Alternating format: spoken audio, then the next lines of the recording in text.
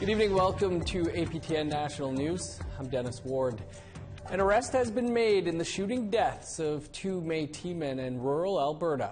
Joining us now is APTN's Chris Stewart in Edmonton with an update. RCMP said today that on March 27th, Jake Sampson and his uncle Morris Cardinal were in their truck on Range Road 84, about 200 kilometers northeast of Edmonton, around 9:30 p.m. Police say another truck approached and an argument ensued, escalating into a physical confrontation. At this point, another truck arrived.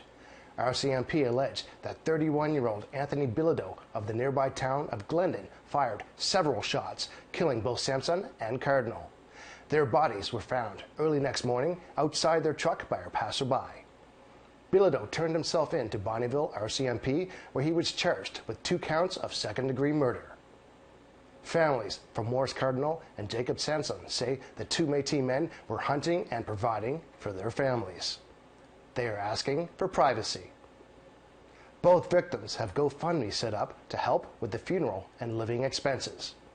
The Métis Nation of Alberta has said they will be providing immediate financial support to both families. Bilodeau was denied bail. His next court appearance is at the St. Paul Provincial Court on April 9th. APTN will be updating this story as it progresses. Chris Stewart, APTN National News, Edmonton. To Ottawa now, where it will cost the federal government billions less than anticipated to compensate kids harmed by the underfunded child welfare system on Reserve and in the Yukon. According to a new report from Canada's Parliamentary Budget Officer, APTN reporter Brett Forster is tracking the report and joins us from his home in Ottawa. Brett, thanks for joining us. So what can you tell us about this report? So this report comes from the Parliamentary Budget Officer, Yves Giroux, who is an independent spending auditor, and this is his estimation of how much it'll cost to compensate kids who were discriminated against by the underfunding of the on-reserve child welfare system and in the Yukon as well. So in 2016, the Canadian Human Rights Tribunal ruled that this discrimination is still ongoing and was both willful and reckless, and in 2019 ordered compensation for these kids and their families to the maximum amount, which was $40,000. And so ISC initially anticipated that there would be 125,000 people eligible, amounting to $5.4 billion, but the PBO is coming up with a lower number of 19,000 to 65,000 for $2.9 billion max. So as you can see, they're very far apart in how much they think this is going to cost. $2 to $3 billion discrepancy between the two. Why are they so far apart? Well, yeah, the PBO is really dousing the flames here. At one point, the federal government even estimated it would cost as high as $8 billion, and it comes from a complicated legal interpretation of who is or isn't eligible for compensation here, which I won't get into details about.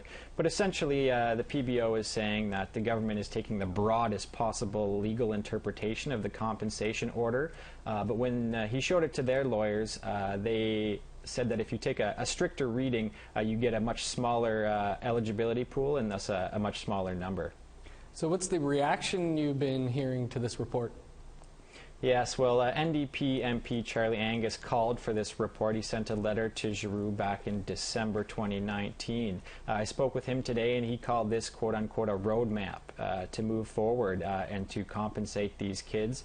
I also spoke with Cindy Blackstock, who, of course, was instrumental in bringing this complaint forward back in 2007, and she agreed. She says this proves that this is doable, it'll be less expensive and less complicated than the government initially made it seem. And she points out that the longer this drags on, the more it's going to cost. As you mentioned, the complaint is 13 years in the making. When can the kids expect their money? Well, it's very hard to say, but it does not appear coming anytime soon. I reached out to Indigenous Services Canada, and they maintain, as they have in the past, that they are committed to compensating these kids and their families, but they prefer to do so through a class action lawsuit.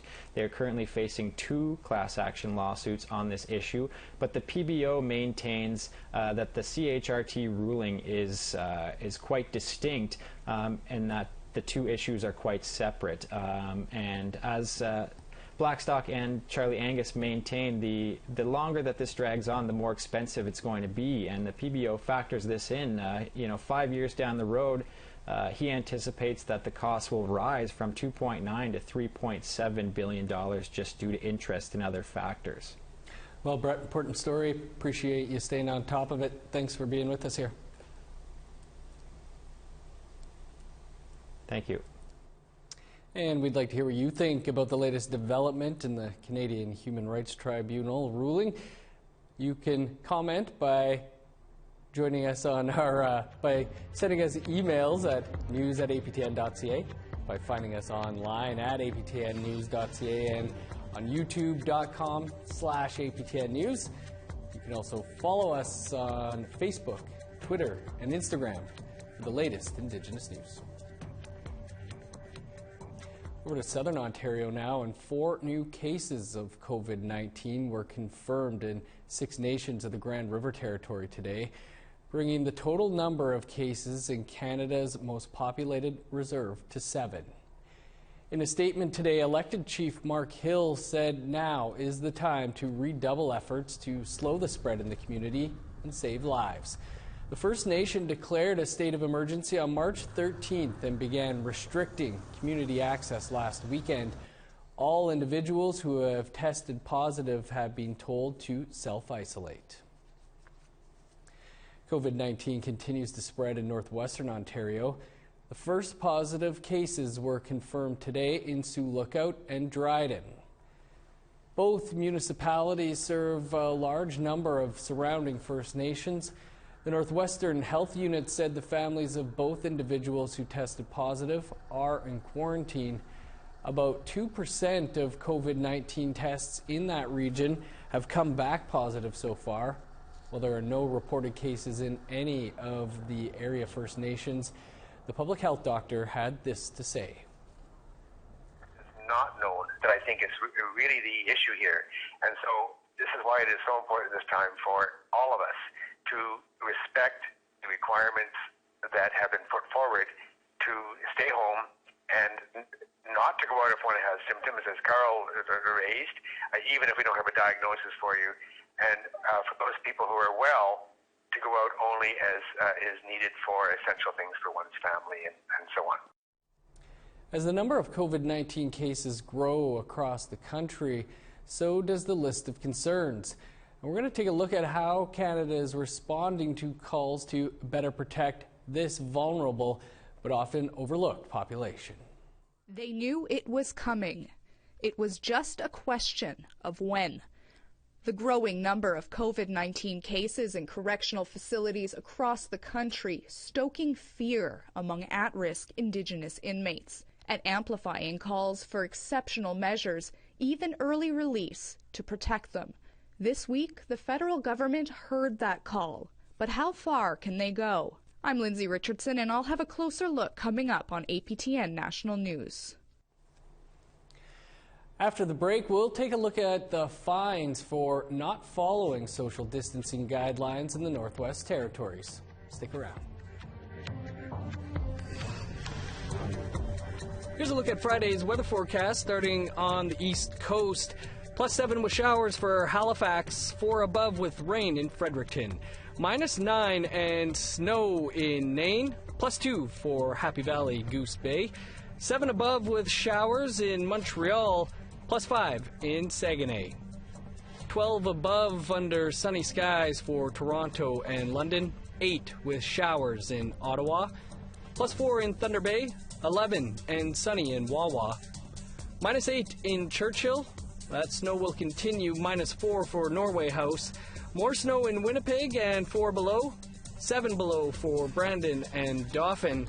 Sunny skies and -4 in Regina. -8 in Saskatoon. -12 in Uranium City. 8 below in Meadow Lake.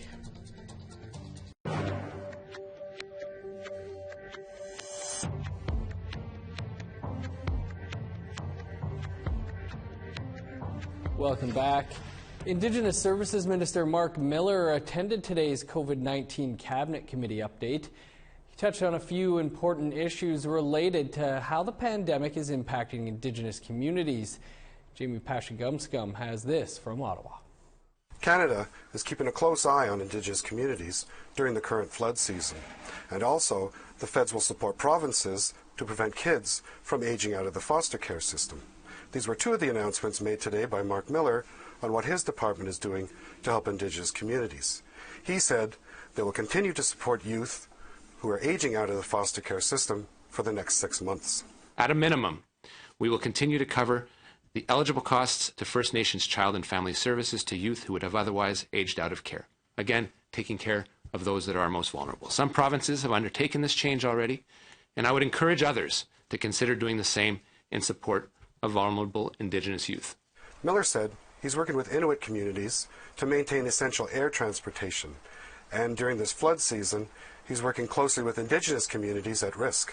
I want to reassure everyone that we will continue to support First Nation Metis and Inuit in responding to natural disasters such as floods or fires, and we will continue to work with regional health and provincial partners to make sure that First Nations Métis and Inuit have the health services and supports throughout this difficult times. Miller announced that there are now 15 confirmed COVID-19 cases in First Nations communities, 2 in Saskatchewan, 4 in Ontario, and 9 in Quebec.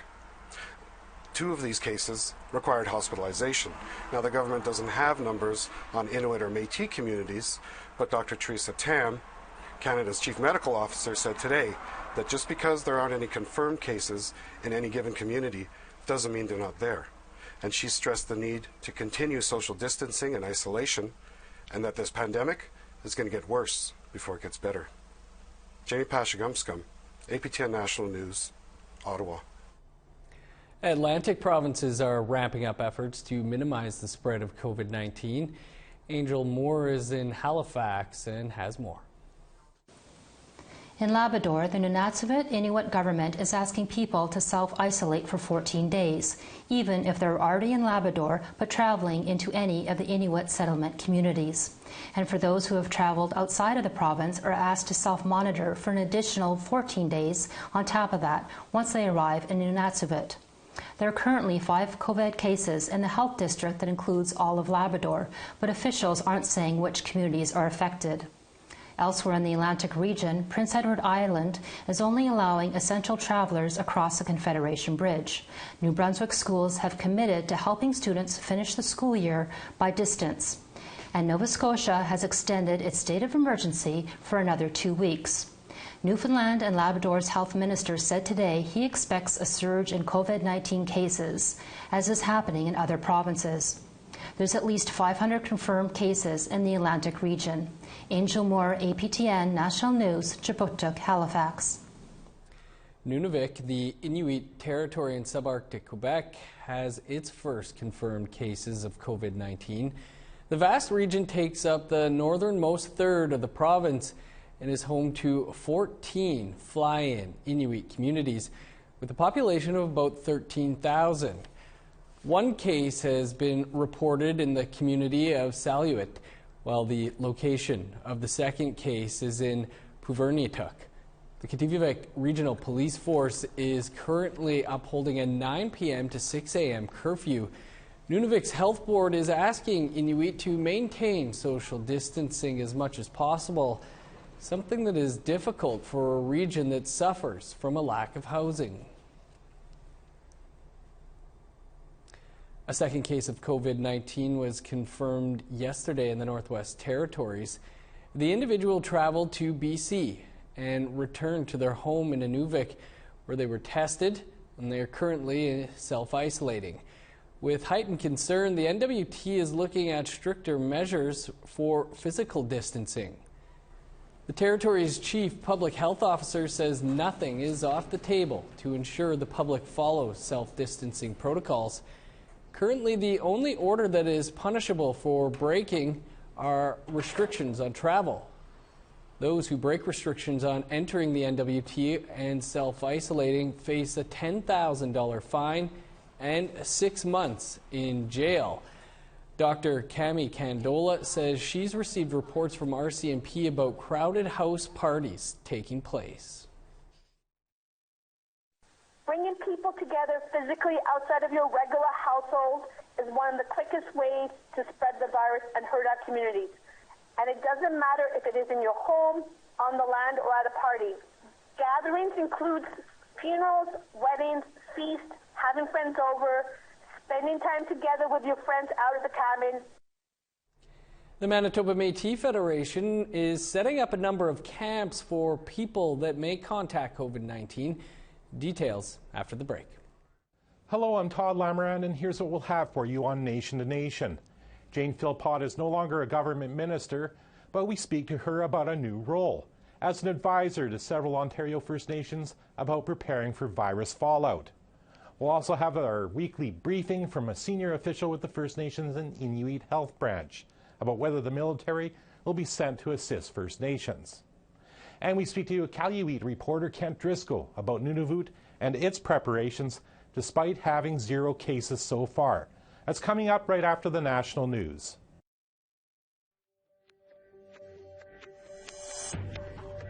Here's a look at the rest of Friday's weather forecast. Picking back up in northern Alberta, 8 below for Fort McMurray, -7 in high level. +2 in Medicine Hat under sunny skies, 4 above in Lethbridge. Showers and 8 in Tofino, +6 in Bella Coola.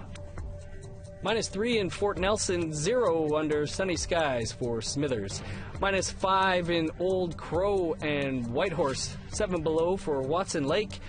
8 below in Fort Liard and Trout Lake, -16 for Yellowknife. 17 below in Sax Harbor, -13 in Paulatuck. -12 for Baker Lake, Chesterfield, Repulse Bay, and Cambridge Bay. 14 below in Resolute, -15 in Igloolik.